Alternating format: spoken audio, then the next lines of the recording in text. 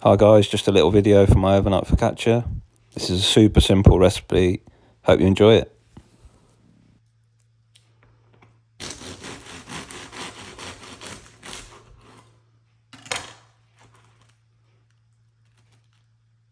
So to kick things off, we're going to add 500 grams of bread flour into a bowl.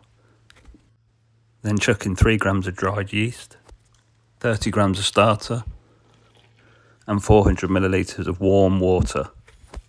We're going to add in 10 grams of salt and then we're just going to give that a good mix round.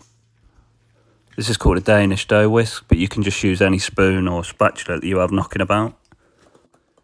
Just going to speed this up, but mix the dough for about 2 minutes until it all comes together and there's no dry flour left. That's looking pretty good now, it's kind of a shaggy dough. I'm just going to use a spatula just to scrape any dough that's at the side of the bowl back into the middle. And then we're going to go ahead and cover that with cling film and we're going to chuck that in the fridge overnight.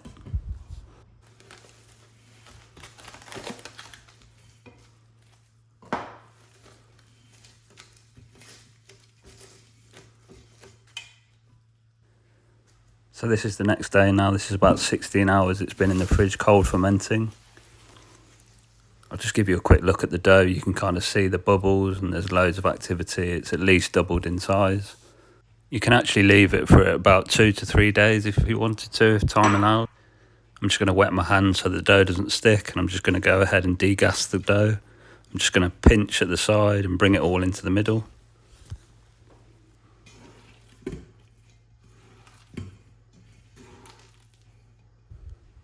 That's looking good now.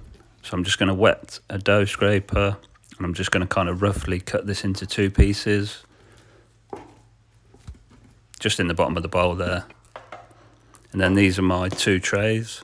You can either use 1 big tray or 2 little trays and I'm going to give it a quick spray with some grease spray. This is just like a cake release spray. Just help it non-stick. If you don't have a non-stick tray, then just line the tray with greaseproof paper. Just adding a couple of tablespoons of olive oil into each tray. Just jiggle the pans around a bit just to make sure it's all over the base. Perfect. Then I'm just going to dump my dough equally into both pans. And then I'm just going to use my fingers to stretch the dough out so it covers the bottom of the pan. You can kind of use your knuckles, just stretch it into the corners. It doesn't matter if it's not completely perfect because when it proofs it will kind of find its way into the corners anyway. I've left this to proof for 3 hours now, uncovered on the kitchen side. It can take 2 or 3 hours depending on how warm your kitchen is. But you can see jiggling it about, there's loads of activity going on. Then I'm just going to gently move it to the side, be careful with it, you don't want to knock out any of the air. Then just add about 50 ml of olive oil, 50 ml of warm water and a pinch of salt to a bowl. Whisk it to emulsify. This is your brine for the top.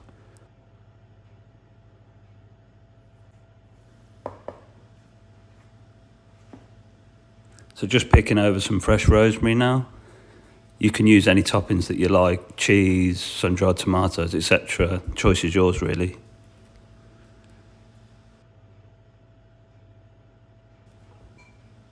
Then I'm just going to spoon over the oil brine over the top of the dough.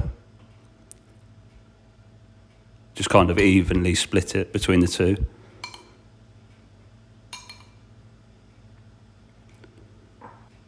And then gently oil your fingers and then just like you're doing your best piano playing impression, push the dough from the top right to the bottom of the tray all over.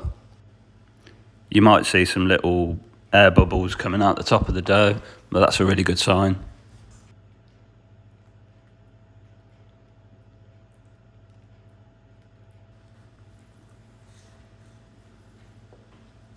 You can see, I'm just going to show you the top of the dough now. You see the little bubbles all over the top.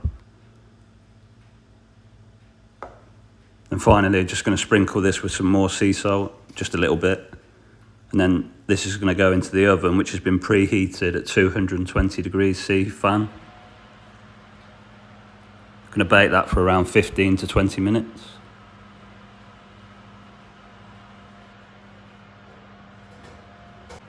So after 18 minutes, they're done. This is what they look like. Really nice golden crispy crust.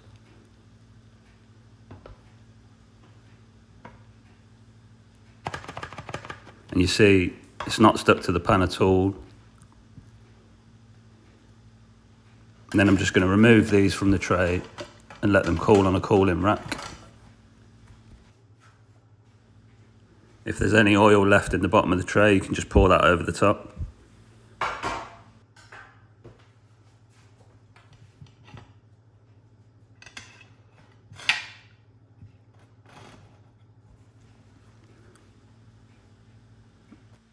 These have been cooling for around 20 minutes now, so I'm just going to show you the bottom.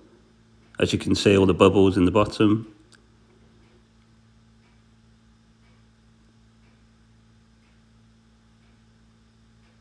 And then let's cut one open and have a look at inside.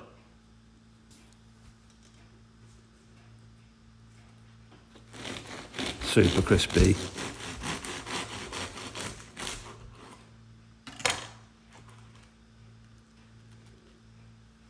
Yeah, that looks good. Happy with that. And it's as easy as that. Hopefully you enjoyed the video. Like, comment, subscribe for more content. Have a great week.